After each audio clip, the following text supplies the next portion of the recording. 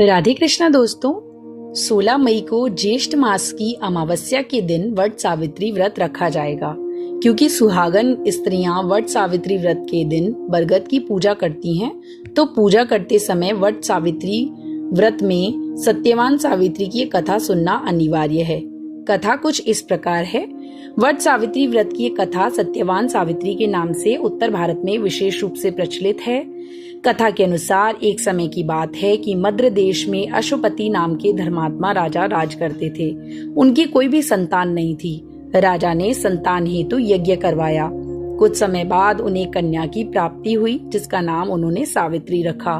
विवाह योग्य होने पर सावित्री के लिए द्युमत्सेन के पुत्र सत्यवान को पति रूप में वरण किया।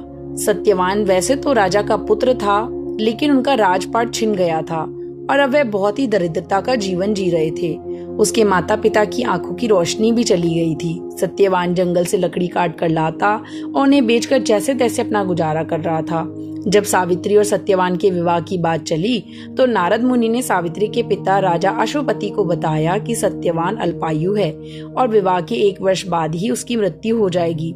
हालांकि राजा अशुपति सत्यवान की गरीबी को देखकर पहले ही चिंतित थे और वो सावित्री को समझाने की कोशिश में लगे थे, लेकिन नारद की बात ने उन्हें और चिंता में डाल दिया। लेकिन सावित्री ने उनकी एक ना सुनी और अपने निर्णय पर अडिग रही। अंततः सावित्री और सत्यवान का विवाह हो गया। सावित्री सास ससुर और पति की सेवा में लगी रही। नारद मुनि ने सत्यवान की मृत्यु का जो दिन बताया था, उसी दिन सावित्री भी सत्यवान के साथ वन को चली गई। वन में सत्यवान लकड़ी काटने के लिए जैसे ही पेड़ पर चढ़ने लगा, उसके सिर में असहनीय पीड़ा होने लगी और वह सावित्री की गोद में सिर रखकर लेट गया।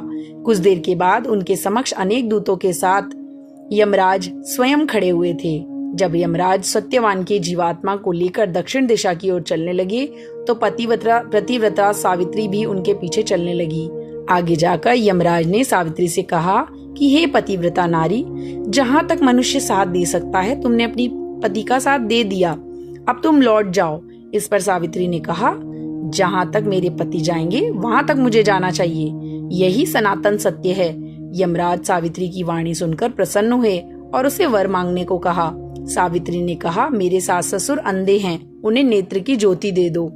यमराज ने तथास्तु कहकर उसे लौट जाने को कहा और फिर आगे बढ़ने लगे, किंतु सावित्री फिर यम के पीछे चलती रही। यमराज ने प्रसन्न होकर पुनः वर मांगने को कहा, तो सावित्री ने वर मांगा कि मेरे ससुर का खोया हुआ राज्य उन्हें वापस मिल जाए। यमराज ने तथास्तु कहकर उसे पुनः लौट जाने को कहा, परंतु सावित्री अपनी बात पर अटल रही और वापस नहीं गई।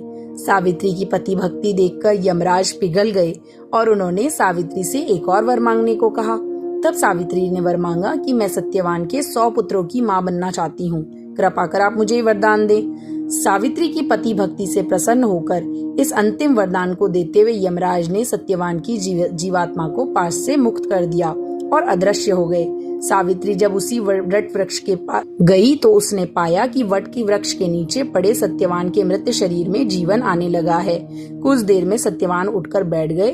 उधर सत्यवान के साथ साथ उनके सास ससुर की नेत्र ज्योति भी ठीक हो गई और उनका खोया हुआ राज्य भी उन्हें वापस मिल गया।